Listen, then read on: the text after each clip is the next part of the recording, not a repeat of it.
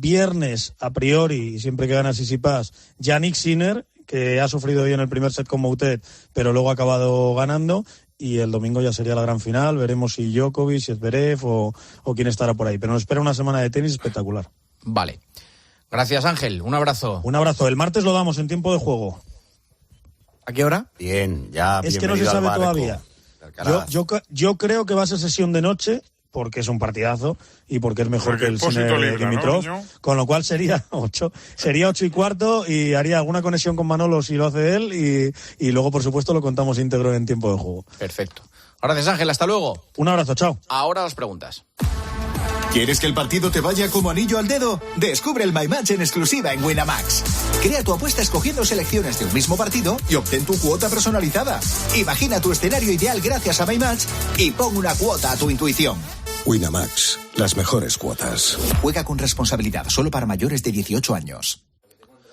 Preguntas del tertulión. Paco González, ¿Florentino o Ancelotti? ¿Y por qué no los dos? Ya, es que la siguiente pregunta era ¿quién es el gran valedor de este Real Madrid? Pero ya más o menos la respondiste antes, ¿no? Sí, hombre, de este año puedes decir Ancelotti, pero de los últimos 10 es Florentino. Joseba Larrañaga, ¿ha sido la última jornada de segunda más emocionante de los últimos años? Bye. Gonzalo Miró, ¿cómo valoras la despedida de Memphis Depay del Atlético de Madrid? ¿Qué pasa? Pues absolutamente intrascendente, ¿no? Vale. Rico. ¿Sabes que se ha ido Griezmann también, no? De aquí no te decían nada. Eso no ha llegado. Rico, del 0 al 10, ¿cómo puntúas la llegada de Hansi Flick? No está Rico, se ha cortado. No, está. Está pensando. Notable porque es en fin, me parece que tiene carisma y currículum, pero vale. Me parece una buena noticia. Lama, de 2014 a 2024, ¿es la mejor década de la historia del Real Madrid? El 2014 a 2024, pues, hombre, yo creo que sí, ¿no? Sí. ¿Han sido 6 o 7? 6 Copas de Europa. Sí, bueno, también ganó otras 6, pero aquí la sexta fue en el 66. A los 10 años. Sí, a los 10 años de ganar las primeras 5, sí, hombre, joder. Y encima que esto tiene que sumarle también la superioridad que está teniendo en España ahora, últimamente. Sí. No, y balones de oro que ha tenido y todo. Santi Cañizares, ¿quién superará a Paco Gento en Copas de Europa? Hombre, la tiene a tiro Carvajal y Modric. Sí. Sobre todo Carvajal, que es más joven. Sí. Palomar, ¿Nacho Fernández seguirá la próxima temporada en el Madrid? Parece que no. Ciro López, no estás. Allá donde estés, la pregunta era ¿cuándo se va a anunciar la llegada de Mbappé? Pero Ciro también cree que esta semana o la que viene. Allá donde estés ha quedado un poco tétrico. Es que está entrando justo ahora al metro de Wembley. Sí, estaba pasar poco a poco. Y ahora ya la acaban de dejar. Sí. Fouto, el campeón de la Champions es español y no ha habido equipo inglés en la final ni en la semifinal. ¿Es una reivindicación de la Liga ante la Premier? No, porque el Madrid no cuenta. Eso es lo que habéis dicho vosotros, que el Madrid no cuenta, lo habéis dicho vosotros, el Madrid no cuenta, no cuenta, la Liga no es de España, no es... Sí, de todas maneras, Fouto dice muchas cosas que nos las atribuyes a nosotros. Sí, es que ¿sabes qué pasa? Que tengo a lo largo de la noche te lo voy a responder. No, porque como estáis tú y Angelito, que todo lo discutís. Mira, te lo voy a explicar. Si Amancio Ortega se va a vivir al pueblo donde nació mi padre, que hay 100 habitantes, van a decir que es el pueblo más rico de España. Y es mentira. Es mentira. El pueblo más rico de España no es, porque es rico porque la media es que está Amancio Ortega allí. Está muy bien ahí. Entonces, claro, ese es el ejemplo. Sí. No vale porque el Madrid gana la Champions que la Liga es la mejor competición. No. Te voy a dar un dato, cosa es el Madrid y otra cosa es la Liga. Te voy a dar un dato de Amancio. Tú, ¿no? Juanma, perdona, Fouto. Te voy a dar un dato de Amancio Ortega. La Champions la ganó un equipo español. La Europa League la ganó un equipo italiano. Y la Conference League la gana un equipo griego. Vale. El pueblo de Amancio Ortega se ha comido un colín. No ha ganado una sola competición. Vale. Habla mal de esa competición. Porque, repito, tú puedes decir, está el Madrid en la Champions, perfecto. En las demás no estaba el Madrid. ¿Me puedes decir cuál es para ti la mejor liga del mundo? ¿Cuál es para ti la mejor liga del mundo? Para mí la mejor liga del mundo, la española, pero vamos, de largo. Vale. Aquí juegan los dos equipos más grandes del mundo, que son el Madrid y el Barça. Pues ha estado muy entretenida este año. Hombre que sí. Juanma, a mí la Premier me parece una liga espectacular. Me parece que tiene muchos equipos buenos que compiten por el título. Yo nunca he dicho lo contrario. Ahora, dicho esto, te lo vuelvo a repetir por si no lo has entendido. Los equipos ingleses en Europa no compiten. Vale, perfecto. Bueno, el año pasado ganaron. Efectivamente, no compiten los equipos ingleses en Europa. Ahora, no, en Europa no. Mira, los últimos años no. Recibo una llamada. Que cortemos la emisión porque cuando se empiezan a decir todo. Juanma, quédate con la frase. Sí. Que se puede envejecer mal. Los equipos ingleses no compiten en Europa. El segundo país de momento no. Sí. De momento no. De momento no. No, la verdad que es la Premier. Claro. El City está dopado financieramente. Si tú dopas a los equipos españoles a nivel financiero... Tú sí que estás dopado. Claro, si los dopas, si tú te dopas, pues te dopaste. Bueno, un abrazo, compañeros. Hasta luego. Señoras y señores, hasta aquí Tiempo de Juego. O mañana hay partidazo. A partir de las 8. ¿Cómo se llama tu programa? Castañazos, llama castañazos. No, el partidazo. Es que iba a decir, a ver si la gente piensa que como ya no hay liga en primera y se acabó la Champions... Y en Ávila. No, en Ávila va a buscar un premio Joseba. Yo lo hago aquí. ¿Quién te dijo a ti que la ¿Va a buscar o a recoger? A recogerlo. Ah, vale. Bueno, que mañana estamos aquí a las 11:30. Ha sido un placer, ¿eh? Les esperamos. Adiós.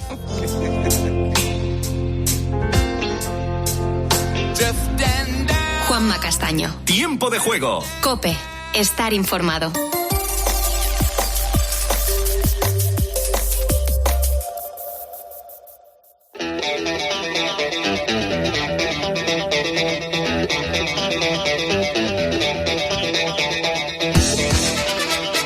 Buenas noches y bienvenidos. Inauguramos el mes de junio, una semana que nos va a llevar del 3 al 9, por tanto nos volveremos a encontrar al 10, pero ahora vamos a aprovechar este día 3 para contarte y compartir contigo muchos contenidos. En la realización del programa está Javier Campos. Venga, resumimos brevemente de qué va el programa esta noche. Empezamos con la dama oscura del programa, querida Mónica García, muy buenas noches. Hola Adolfo, pues hoy vamos a abrir el expediente de Charles Manson, líder de una secta y condenado por ser el autor intelectual del asesinato de 7 personas, entre ellas la actriz Sharon Tate, que estaba embarazada. Una secta llamada La Familia. A las 2:01 en Canarias abrimos el especial de esta semana. Carmen Cerván, ¿de qué va la cosa? Buenas noches. Hola Adolfo, pues de secuestros aéreos, por ejemplo, el más largo, algunos sin resolver, o aquel secuestro de un avión en el que viajaba el cantante Demis Roussos. Qué bueno, qué fuerte, qué fuerte. Hay uno de ellos que es espectacular. Un tipo que se mete en el avión, abre la puerta trasera final y se lanza Bueno, te lo cuento luego en el especial. Ahora, querido Pedro González, muy buenas noches. Buenas noches. En la última hora ya sabes que somos el programa con más dudas de la historia de la radiodifusión. ¿Por qué se fabrica tal o cual cosa? ¿Cómo ocurre tal o cual cosa? En fin, todo eso lo vamos a intentar resolver. Menos mal que tenemos grandes expertos para eso. Luego a partir de las 3, 2 en Canarias. Querida Yolanda Guirado, ¿quién nos acompaña y quién viene a visitarnos esta noche? Nos visita, Adolfo, buenas noches, Carlos Sobera, un hombre de televisión, presentador de programas tan míticos como este. Buenas tardes, señoras y señores, bienvenidos a ¿Quién quiere ser millonario? Qué bueno, Carlos Sobera esta noche en la noche de Arjona. Y cómo no, saludo al Memorias del programa, Andrés García, buenas noches. ¿Qué tal, Arjona? Recordaremos asuntos que eran noticia una semana como esta, pero de 2023. Pondremos a prueba la percepción del paso del tiempo en nuestros oyentes. Tendrán la sensación de que ha pasado rápido o lento. 3, 2, 1, empezamos.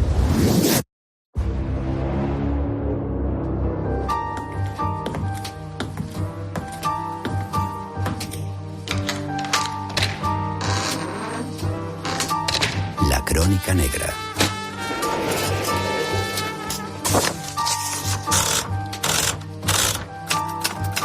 Expediente 98101. Charles Manson.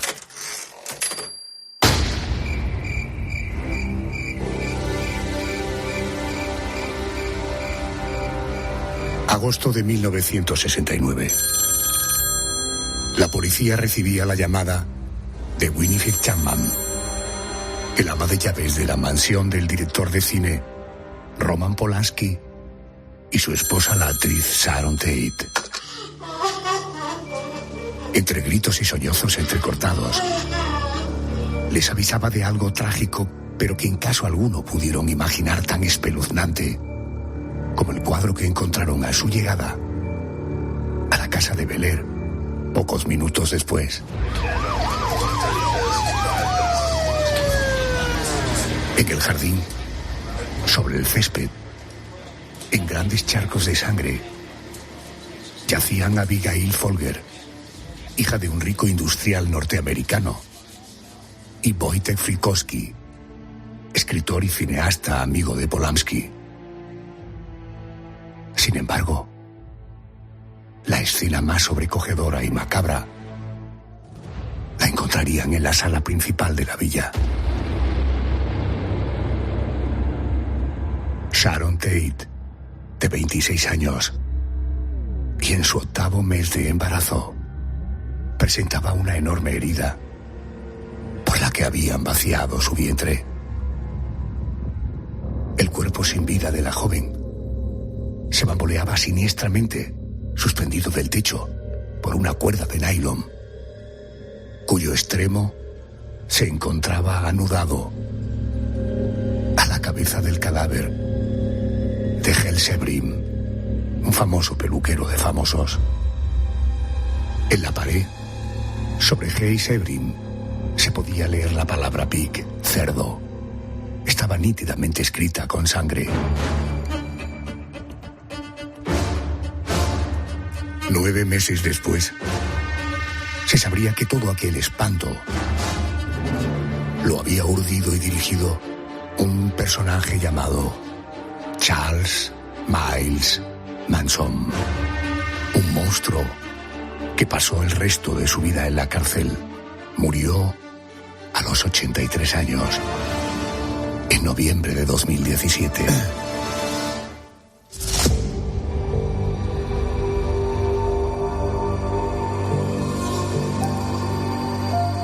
Esta noche nos encontramos ante uno de los expedientes probablemente más mediáticos de la crónica negra. La barbarie orquestada por Charles Manson en la mansión de Polanski, y que tuvo entre sus víctimas a la esposa del cineasta. Creo que tengo ya en línea a Gemma Martínez. Ella es abogada penalista, es responsable de penal, profesora del grado de criminología de la Universidad CEU San Pablo.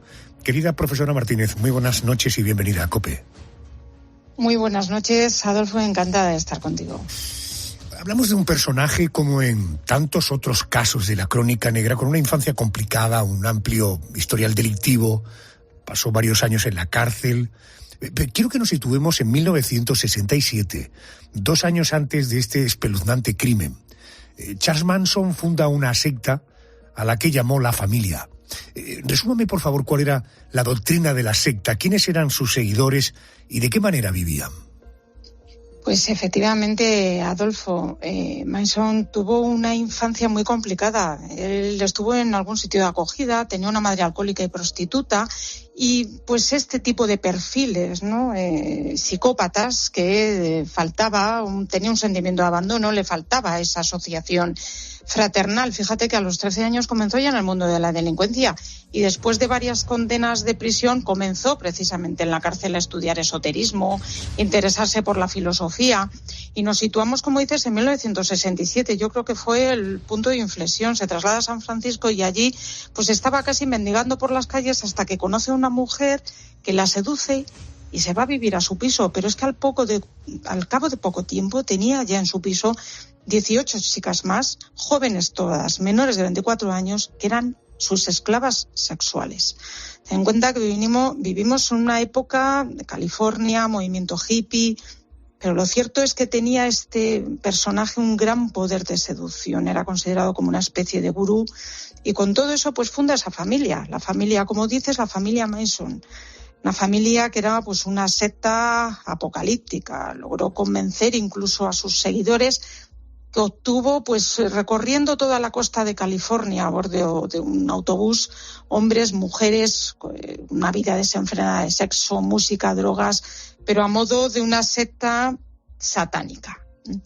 Un año después, en 1968, se instala en un rancho a modo de una comuna hippie, Pero tenemos que ver a este personaje como un psicópata, como decía, un sociópata, capaz de manipular a todos los integrantes de la secta.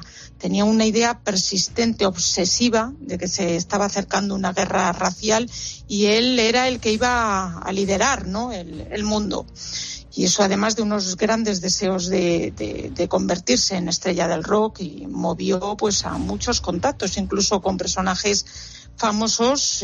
Pues recuerdo uno integrante de los Beach Boys que le convenció para que le alzara la fama a cambio de tener relaciones sexuales con integrantes de la familia. Fijaros la catadura del personaje, que por cierto, además, esta matanza surge como, digo, una casualidad, en el sentido de que van a la casa donde actualmente vivía en ese momento Polanski, pensando que era un productor musical el que vivía allí. Como no le atendieron y le dieron la espalda y se lo quitaron de encima, imaginaros no solamente el aspecto de loco, sino actitudes de loco, en el sentido no de loco pronosticado. Digo, aquí no caben atenuantes de este tipo. La reacción soberbia que tuvo fue poner en práctica un plan que vería la luz la noche del 8 de agosto de 1969, cuando varios miembros de la secta La Familia se adentran en la casa de Polanski. Gemma, ¿qué pasó a partir de ahí? Pues efectivamente, Adolfo, como dices, él pensaba que ahí vivía un productor musical con el que había tenido, pues bueno, le había rechazado alguna de sus canciones, y él ya sabía que en ese lugar estaba alquilado desde hace unos meses a la pareja de Roman Polanski y su pareja, la actriz Sharon Tate. Quizás en el lugar equivocado, o quizás también con otra hipótesis de los investigadores, es que tratándose de una secta satánica, el móvil pudo ser precisamente la película de Polanski, La semilla del diablo.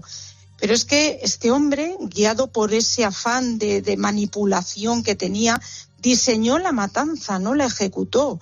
Ordenó a 4 integrantes de la familia que fueran a la casa de este productor musical y que accedieran dentro y mataran a todo el mundo que hubiera allí, ¿no? Lo primero que se encontraron fue con un joven, al que Watson, uno de los integrantes de la familia, que ahí iba acompañado de 3 mujeres, pues encañonó diciéndole: soy el demonio y he venido a hacer lo que hace el demonio, ¿no? Reunieron a todos en el salón y como hemos escuchado, fue brutal cómo les asesinaron. Les machacaron la cabeza. Cuando intentaron escapar en ese momento, pues les dispararon, les apuñalaron, les golpearon hasta morir. Y lo más escabroso de todo fue cómo asesinaron a Sharon Tate, embarazada, ¿no?, de 8 meses y medio. La apuñalaron 18 veces en el vientre, ¿no? Le vaciaron a ese bebé que esperaba. Pero además de ese ensañamiento, esas pintadas de sangre, es decir, un psicópata que no terminó ahí. Como sabemos, luego los seguidores de Manson al día siguiente repitieron esta sangrienta misión en casa de otro matrimonio de Los Ángeles, ¿no? Con esa idea un poco de esa secta satánica de ir o de rememorar incluso esas películas de Polanski. Curiosamente, la mujer del empresario ese día siguiente se llamaba Rosemary, igual que la película de Roman Polanski, La hija de Rosemary, ¿no? No sabremos nunca, pero ese festival de muerte pues se cobró la vida de 7 personas en tan solo 2 días. Bueno, tan tremendo, tal y como lo cuenta Gemma Martínez, tan tremendo como chapucero, porque fijaros que días después del asesinato, de los asesinatos, una de las seguidoras de Manson participa en un delito menor y cae en manos de la policía, ¿no? Ella se estuvo jactando de haber participado en el asesinato de Tate y de sus amigos, y es así como llegó la policía hasta Manson, que por cierto ella fue esta medio chalada que presumía de lo que había ocurrido, fue la asesina confesa de la actriz Sharon Tate. La noticia, como podéis imaginar, dio la vuelta al mundo. Aquella mansión de Beverly Hills atacada por estos siniestros, con actrices de Hollywood por medio, con el propio Polanski, que ya era un director afamado. La prensa, ¿cómo reflejó aquello? Le he pedido a mi compañero Juan Fierro, al corresponsal de COPE en Washington, que nos rememore cómo la prensa tituló, cómo dieron la noticia, cómo se abordó mediáticamente este asunto.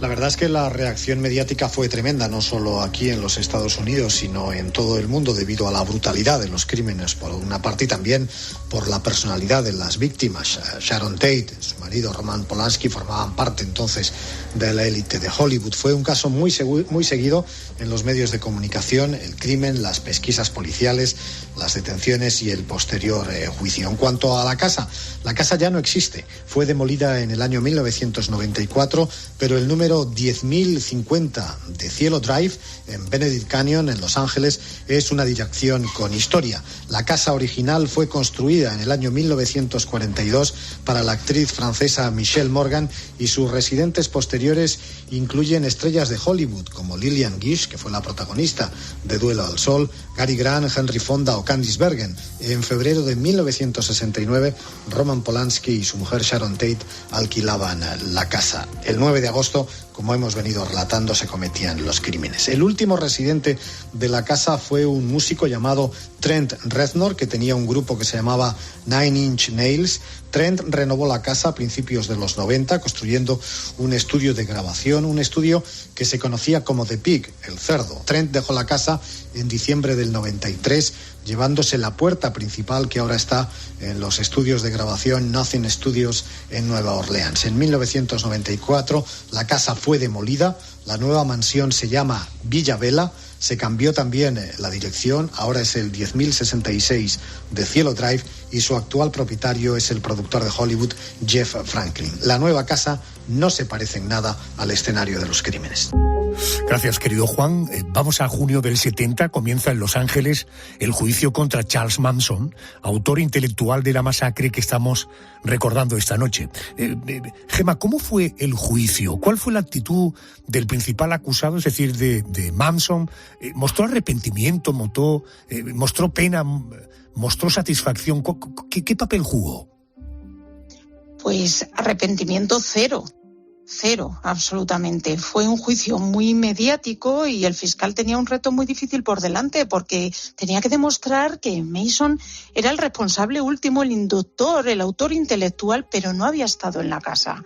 Y durante el juicio se mostró al mundo como un loco, como un manipulador, nada arrepentido. Los asesinos se convirtieron en un espectáculo.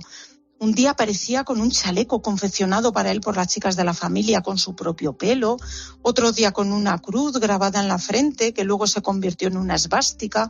Si él se daba la vuelta ante el jurado, las tres mujeres encausadas hacían lo mismo, repetían sus palabras. Tenemos que pensar que estaban junto a él las tres autoras directas de ese asesinato. Tres mujeres que reaccionaron incluso con sonrisas ante el veredicto de culpabilidad. Fijaros el punto de este tío. Él pensaba que los Beatles eran los jinetes del apocalipsis. De hecho, en el juicio llegó a decir algo así como: Lennon, el profeta, me dijo: Charlie, levántate, degüella a esos cerdos que se lo pasan bomba en sus mansiones de Hollywood. El momento ha llegado. Tú eres el hijo del hombre y el ángel exterminador. Sin duda, en fin, Manson fue condenado a cadena perpetua como instigador de aquellos asesinatos. Los autores materiales del crimen también fueron sentenciados. Querida Gemma Martínez, un placer, como siempre, que me ayudes a poner en pie estos expedientes de la Crónica Negra. Gracias y buenas noches. Muchísimas gracias, Adolfo. Déjame que te voy a invitar a viajar conmigo 13 años atrás, hasta el año 2011. Aquel año tuve ocasión de entrevistar a un periodista llamado David López, que en su día habló personalmente con Charles Manson, una conversación que se publicó en la revista Vanity Fair. David López, buenas noches. Buenas noches, ¿cómo estáis? ¿Cómo tuvo la oportunidad? Es decir, ¿cómo se le ocurre ponerse en contacto, supongo que en primer lugar con las autoridades, para que le autorizaran a esta entrevista? Pues surgió, más que nada pensando, pues como vosotros también estáis haciendo ahora, que estáis haciendo un especial sobre el caso, pues pensando que el caso seguía siendo interesante a pesar de que había pasado mucho tiempo, y entonces intentamos ponernos en contacto con él. Pensábamos que iba a ser realmente una misión casi imposible conseguir una entrevista con él, pero resulta que este hombre sigue teniendo muchos seguidores fuera de la cárcel, con los que es posible entrar en contacto y con los que es posible mantener una relación que en nuestro caso duró como cerca de 1 año y medio hasta que conseguimos ya finalmente que él quisiera darnos la entrevista. David, define muchos seguidores. Bueno, muchos seguidores. Él, por un lado, tiene todavía la gente que sigue sintiendo curiosidad por él, por ser el asesino que fue, por lo mediático del caso, por el morbo que sigue teniendo. Entonces hay gente que se siente todavía atraída por él, tiene incluso algunas groupies con las que yo he hablado con un par de ellas, por ejemplo, que hablan con él, que le dicen que le quieren mucho, que se quieren casar con él. Entonces tiene por un lado este tipo de gente, y luego por otra, él durante estos 40 años que ha estado en la cárcel se ha convertido en una especie de predicador contra el apocalipsis climático. Incluso ha llegado a crear un movimiento ecologista que se llama ADWA, que significa Air, Trees, Water and Animals, aire, árboles, agua y animales. Y ese movimiento tiene varias páginas web de gente que lo apoya desde fuera de la cárcel, y dicen que tienen miles de seguidores en todo el mundo, no solo en Estados Unidos, sino también aquí en Europa, en Japón, en Latinoamérica. Y entonces tiene, digamos, esos dos grupos de seguidores, de fans, de gente que todavía le admira y le admira y siente curiosidad por él. ¿La entrevista fue telefónica o presencial? La entrevista fue telefónica porque desde comienzos de los años 90 en California prohibieron entrevistar a los presos que están en sus cárceles, porque hasta entonces sí lo habían permitido, y de hecho son las entrevistas que todavía hoy se pueden ver a través de YouTube, que le hicieron varias a Manson en la cárcel. Pero desde comienzos de los años 90 el gobierno de California decidió que no iban a seguir siendo, como ellos dicen, relaciones públicas de ningún preso, y lo prohibieron, con lo cual la única manera de hacerla fue por teléfono. He tenido acceso a parte de la grabación de esa entrevista. Es curioso escucharlo hablar a trocitos en español, ¿verdad? Sí, chapurrea algunas palabras. Parece, cuando empezó a hablarme en español pensé que iba a ser capaz de hablar más español, porque él dice que lo ha aprendido de su contacto con los presos hispanos en las cárceles por las que ha pasado. Pero yo te he escuchado cómo le apretabas para intentar establecer conversación en español. Sí, para ver hasta qué punto llegaba, si realmente sabía hablar en español, porque era una cosa que la verdad no me sorprendió bastante, y de hecho al principio cuando empezó a hablarme, lo primero que me dijo en español es "la hierba mala no muere", y yo como estaba hablando en inglés con él, y había mucho ruido además en la llamada, porque él hacía la llamada a una amiga suya en California y ella me rebotaba a su vez a mí la llamada, entonces había bastante ruido y al principio no le entendía, y entonces una vez que ya entendí que me estaba hablando en español, intentaba tirarle de la lengua para ver si era capaz de hablar más, pero vamos, es capaz de decir algunas palabras e intentar formar algunas frases un tanto extrañas. Cuando te planteas inmediatamente, aunque el sonido efectivamente es para luego transcribir y para trabajar, para la revista sin problemas, pero para la radio es un sonido ciertamente pésimo. Lo tenemos preparado, vamos a escuchar solo un trocito por escucharlo en español, y disculpen por la mala calidad del sonido, inmediatamente continúo con David López. La hierba mala no muere. ¿Sorry? La hierba mala no muere. Where did you learn that? En el otro lado, con muchos años después. Ahora, so you speak Spanish? Sí, muy poco. Muy poco. Malditos de otro lado se llama jefe, con pistolas, muchos muertos hombres. Yeah. You're still practicing there in the prison? I mean, you have people there from Mexico? Yeah, mucha gente. Yeah. And you talk with them in Spanish? Yeah, pero it's mucho. So maybe we could be doing this interview in Spanish. Pero no entiendes correcto español. Palabras, helter-skelter.